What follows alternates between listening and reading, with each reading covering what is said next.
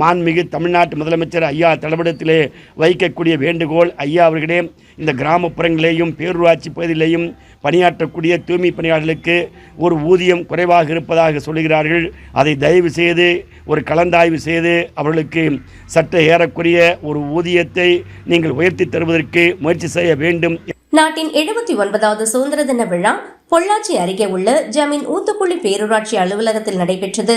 இந்நிகழ்ச்சியில் தமிழ்நாடு தூய்மை பணியாளர் நலவாரிய தலைவர் திப்பம்பட்டி ஆறுமுகசாமி கலந்து கொண்டு பேரூராட்சி பணியாளர்கள் மற்றும் தூய்மை பணியாளர்களுடன் இணைந்து தேசிய கொடியை ஏற்றி வைத்து மரியாதை செலுத்தினார். பின்னர் செய்தியாளர்களிடம் பேசிய அவர், தமிழக முதல்வர் தூய்மை பணியாளர்களுக்காக பல்வேறு திட்டங்களை அறிவித்துள்ளார். குறிப்பாக சென்னையில் தூய்மை பணியாளர்களுக்கு காலை உணவு திட்டம் வழங்கப்படும் என அறிவித்துள்ளார். இதற்கு முதல்வருக்கு நன்றி தெரிவித்துக் கொள்கிறேன். அதே நேரத்தில் இந்த காலை உணவு திட்டத்தை நகராட்சி, ஊராட்சிகளிலும் விரிவுபடுத்த வேண்டும்.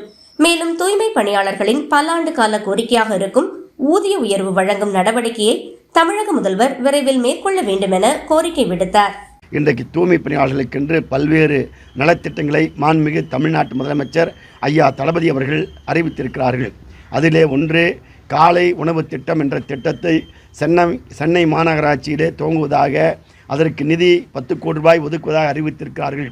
நாங்கள் முதலமைச்சரிடத்தில் வேண்டுகோள் வைப்பது, அந்த திட்டத்தை கிராமப்புறத்தில் இருக்கக்கூடிய தூய்மை பணியாளர்களுக்கும் விரிவுபடுத்தி தர வேண்டும் என்ற வேண்டுகோளை வைக்கிறோம்.